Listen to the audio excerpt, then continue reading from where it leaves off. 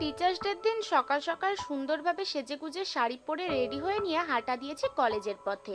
আর পৌঁছে না পৌঁছেই দেখি গেটটাকে খুব সুন্দরভাবে সাজিয়েছে ঢোকার জন্য। দেন গিয়ে না গিয়েই সবার ফার্স্ট খাবারের যে কুপন দেওয়া হচ্ছিল সেগুলোকে কালেক্ট করে নিই। এরপর প্রোগ্রাম শুরু হয়। সবার প্রথম প্রোগ্রামটা শুরু হয় একটা গণেশ বন্দনার নাচ দিয়ে। এরপর ধীরে ধীরে প্রোগ্রাম এগিয়ে চলে। কিছুক্ষণ প্রোগ্রাম দেখার পর ঠিক করি যে এত সুন্দর সেজে এসেছি যে কারণে মানে ছবি তুলতে, সেটা করতে বাইরে যাই। আর এখানে ঈশিতার লুকটাও তোমাদেরকে দেখিয়ে দিলাম। আর দেখো, আমাদের ফটো তোলার এতটাই ক্রেভিংস যে আমরা গাছের উপরে উঠে গেছি।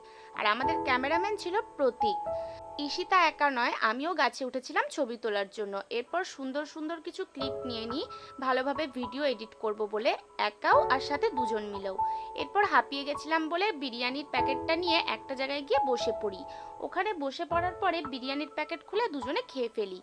তো যেহেতু অনেকটা খিদে পেয়েছিল তাই স্বাদটা তো ভালোই লেগেছিল। এরপর জানি না কিরকম ছিল।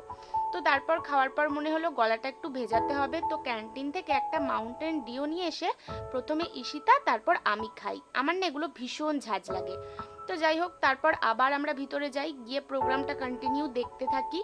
প্রথমে প্রোগ্রাম হওয়ার পরে যখন শেষ হয়ে যায়, এখানে স্যার ম্যামরা সবাই মিলে ছবি তুলছিলেন। তারপর সব ইয়ারের মানে থার্ড ইয়ার ফোর্থ ইয়ারের দাদা দিদিরা, আমরা সেকেন্ড ইয়ারের সবাই রিকোয়েস্ট করি গ্রুপ সেলফি তুলবো বলে। সেলফি না, সরি, এমনি ফটো।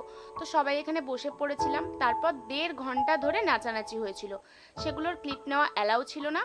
তো নাচার পরে আমাদের অবস্থা এরকম হয়ে গেছিলো যে বাড়িও আসতে পারছিলাম না, তাই কিছুক্ষণ ওখানেই বসে পড়েছিলাম। তো ভাবলাম চলো বাইরে থেকে একটুখানি আবার গলা ঠান্ডা করে তারপর বাড়ির দিকে যাওয়া যাক। তার কারণে একটা থামস আপ কিনি। দেন সবাই একটু একটু করে খাওয়ার পরে হাঁটা দিই বাড়ির পথে।